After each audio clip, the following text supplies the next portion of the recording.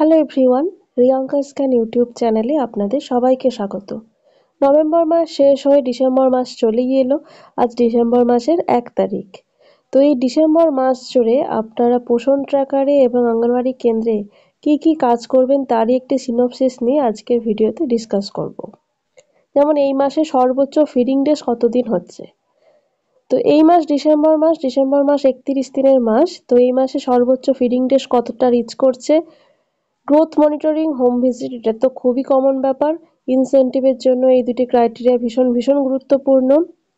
আর হচ্ছে এই মাসে ইসিসি, সুপুষ্টি দিবস, অন্নপ্রাশন দিবস আছে কিনা এবং কত তারিখে সেগুলো পড়ছে, আর সিবিইতে কবে কোন ইভেন্টগুলো আপলোড করবেন, এই সব কিছু নিয়েই আজকের ভিডিওতে ডিসকাস করব।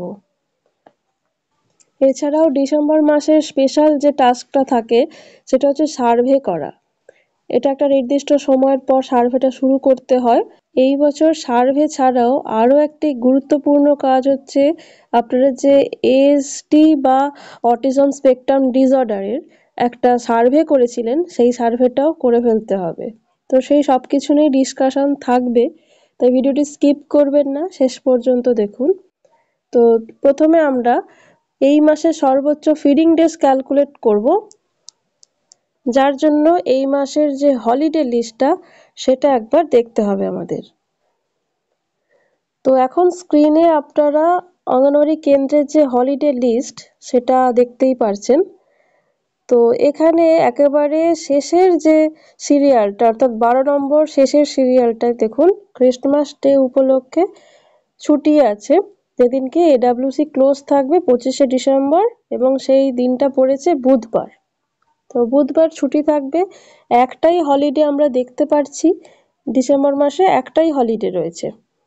তো ডিসেম্বর মাস 31 দিনের মাস, আর এই মাসে মোট সানডে রয়েছে 5টা, আর হলিডে দেখলাম একটা, তার মানে এডাব্লিউসি ক্লোজিং ডেজ 6 দিন থাকবে, 6 দিন এডাব্লিউসি ক্লোজ থাকবে। তো যদি 31 দিন থেকে 6 দিন বাদ দেওয়া যায় তাহলে বাকি দিনগুলোই ফিডিং ডেজ, অর্থাৎ 25 দিন হচ্ছে ম্যাক্সিমাম ফিডিং ডেজ রিচ করছে। এবার কোনো বেনিফিশিয়ারি যদি মাঝে অফ করে, তারা যদি সেন্টারে প্রেজেন্ট না থাকেন, পরিষেবা না নেন, তাহলে সেই অনুযায়ী তাদের যে ফিডিং ডেজ সেটা পৌঁছবে। তো ডেলি ট্র্যাকিংয়ে ম্যাক্সিমাম ফিডিং ডেজ এই মাসের জন্য তাহলে 25 দিন পর্যন্ত রিচ করছে। আর আমরা রিসেন্টলি দেখেছি ইনসেন্টিভের যে একটি ক্রাইটেরিয়া, যেটা হচ্ছে মাসে অন্ততপক্ষে 25 দিন ওপেন করতে হতো, সেটা এখন 21 দিন হয়ে গেছে। তো ইনসেন্টিভ পাওয়ার ক্ষেত্রে আর কোনো বাধা রইল না। তো এটা হচ্ছে প্রথমের যে ক্যালকুলেশনটা, অর্থাৎ সর্বোচ্চ ফিডিং ডেজ কতদিন হচ্ছে সেই ক্যালকুলেশনটা হলো। 25 দিন হচ্ছে ডিসেম্বর মাসের ম্যাক্সিমাম ফিডিং ডেজ। এরপরের যে টপিকটা সেটা হচ্ছে ইনসেন্টিভের যে ইম্পর্টেন্ট দুটি ক্রাইটেরিয়া, যেটা ছাড়া ইনসেন্টিভের কথা ভাবাই যায় না, বা পোষণ ট্র্যাকারের যে সারা মাসের সিনপসিস যেটা ভাবাই যায় না, সেটা হচ্ছে গ্রোথ মনিটরিং আর হোম ভিজিট। তো এর জন্য আমরা কি করব, ড্যাশবোর্ডে ক্লিক করব। ড্যাশবোর্ডে দেখুন আজকে সানডে 1 তারিখ, আজকে 1 ডিসেম্বর সানডে, সেজন্য এডাব্লিউসি ওপেন্ড এখানে শো করছে না, মানে আজকে তো অবভিয়াসলি এডাব্লিউসি ক্লোজ থাকে। তো এখানে হোম ভিজিটটা দেখুন, একটা হোম ভিজিট চলেও এসেছে। তো একটা হোম ভিজিট ওই জন্য ডিউ লেখা আছে, এটা করে ফেলতে হবে আগামীকাল বা যতদিন ডেট আছে সেই ডেটের মধ্যে কমপ্লিট করে নিতে হবে। হোম ভিজিট কমপ্লিট করে নেবেন, যতগুলো হোম ভিজিট পড়বে অবশ্যই কমপ্লিট করে নেবেন। এর জন্য রেগুলার চেক করে নিতে হবে ড্যাশবোর্ডে যে কোনো হোম ভিজিট এসেছে কিনা। এটা হচ্ছে হোম ভিজিট। এরপর হচ্ছে গ্রোথ মনিটরিং। গ্রোথ মনিটরিং এর ক্ষেত্রে যেহেতু আজকে 1 তারিখ, সেজন্য সবটাই পেন্ডিং দেখাচ্ছে, এখানেও মেজারমেন্টটা নিয়ে নিতে হবে। বাচ্চার ডেট অফ বার্থ অনুযায়ী নিশ্চয়ই আপনারা গ্রোথ মনিটরিংটা করেন।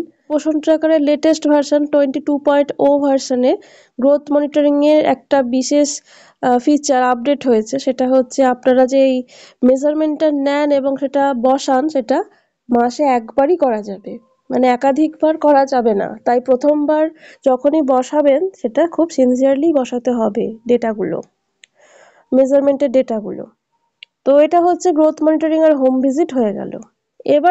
এবার যে জায়গাটা আলোচনা করব সেটা হচ্ছে ECC day, monthly ECC day, আর সুপুষ্টি দিবস, আর এই মাসে অন্নপ্রাশন দিবস আছে কিনা এবং যদি থাকে তাহলে এইগুলো কোন তারিখে পড়ছে। মান্থলি ইসিসি ডে আমরা জানি প্রত্যেক মাসে তৃতীয় সোমবার প্রত্যেক অঙ্গনওয়াড়ি কেন্দ্রে মান্থলি ইসিসি ডে অনুষ্ঠিত হয়। তো এই মাসে অর্থাৎ ডিসেম্বর মাসের তৃতীয় সোমবার পড়েছে 16ই ডিসেম্বর 2024। কাজেই এই মাসের ইসিসি ডে 16ই ডিসেম্বর 2024, যেদিন আপনারা অঙ্গনওয়াড়ি কেন্দ্রে ECC day monthly ECC day পালন করবেন এবং রেজলিউশন লিখবেন খাতায়। আর তার সাথে সাথে অবশ্যই পোষণ ট্র্যাকারের সিবি সেকশনে গিয়ে আপডেট করে দেবেন ইভেন্টটাকে।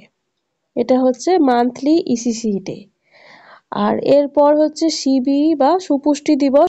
সুপুষ্টি দিবস প্রতি মাসের চতুর্থ শুক্রবার। তো ডিসেম্বর মাসের চতুর্থ শুক্রবার হচ্ছে 27শে ডিসেম্বর 2024। কাজেই এই মাসের চতুর্থ শুক্রবার প্রত্যেক অঙ্গনওয়াড়ি কেন্দ্রে 27 তারিখে 27শে ডিসেম্বর 2024 সুপুষ্টি দিবস অনুষ্ঠিত হবে এবং তার পাশাপাশি অন্নপ্রাশন দিবসও অনুষ্ঠিত হবে। আমি রিসেন্ট যে অর্ডারটি আমি আপনাদের দেখিয়েও ছিলাম, যেখানে অন্নপ্রাশন দিবস কোন কোন মাসে পালন করতে হবে সেটা লেখা ছিল। এখন স্ক্রিনে যে অর্ডারটি দেখতে পাচ্ছেন এই অর্ডারটার কথাই বলছি।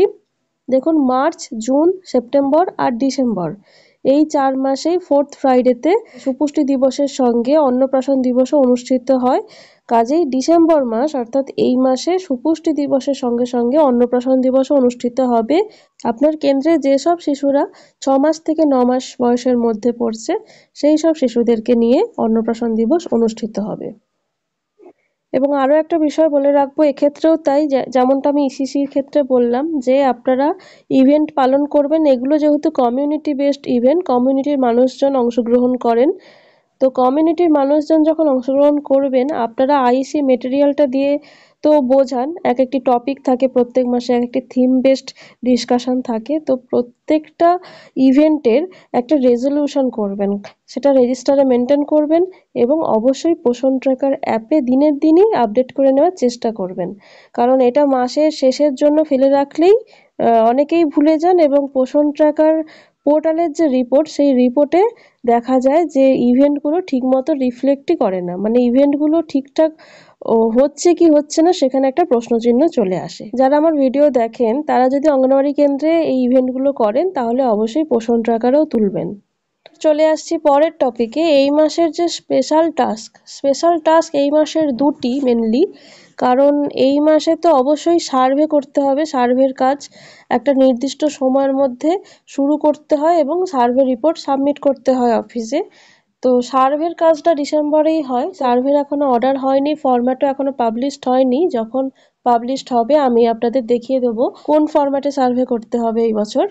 আর ডেডলাইনও কোনো পাবলিশ হয়নি যে ডিসেম্বরের শেষে বা জানুয়ারির প্রথমে কবে থেকে আপনারা শুরু করবেন সার্ভে এবং কবে সার্ভে রিপোর্ট পাবলিশ করতে হবে, তার যে একটা ডেডলাইন থাকে সেটাও এখনো পাবলিশড হয়নি। আচ্ছা, নেক্সট যে টাস্কটা আমি শুরুতেই বললাম সেটা হচ্ছে সার্ভের পাশাপাশি এএসডি বা অটিজম স্পেকট্রাম ডিসঅর্ডার যে সার্ভে আপনারা আগের বছর করেছিলেন সেই সার্ভেটাও এই বছর আরও একবার করতে হবে। এটা হচ্ছে সেকেন্ড ফেজ সার্ভে। এরকম হয়েছে যে অনেক প্রজেক্ট থেকেই এএসডির যে সংখ্যার মানে এএসডি ডিটেক্ট হয়েছে, এরকম শিশুর যে সংখ্যাটা রিপোর্টিং হয়েছে সেই সংখ্যাটা যথেষ্ট কম। সেই জন্য সেকেন্ড ফেজ সার্ভেটা এটা খুব সিনসিয়ারলি করতে বলা হয়েছে। আপনাদের ক্ষেত্রে ট্রেনিংটা অর্থাৎ সুপারভাইজার এবং অঙ্গনওয়াড়ি ওয়ার্কারদের যে ট্রেনিংটা সেটাও এর পরপরই করানোর একটা পসিবিলিটি রয়েছে। আমাদের এন্ডে ট্রেনিং হয়ে গেছে। তো এরপরে দেখুন আপনার অফিস থেকে একদিন ডেট দেওয়া হবে, ট্রেনিংয়ে আপনারা অবশ্যই যাবেন এবং তারপর সেকেন্ড ফেজ যে সার্ভেটা সেটা খুব সিনসিয়ারলি করতে হবে যাতে কোনো শিশু লেফট আউট না হয়ে যায়। সেই জন্য বলবো যে এই সার্ভেটাও খুব সিনসিয়ারলি করবেন। আর যখন আপনারা এএসডি ট্রেনিংয়ে যাবেন তখনই আপনাদের মনে যা যা প্রশ্ন বা যা যা কনফিউশন সেগুলো বলবেন, আপনারা কমেন্ট সেকশনেও লিখতে পারেন।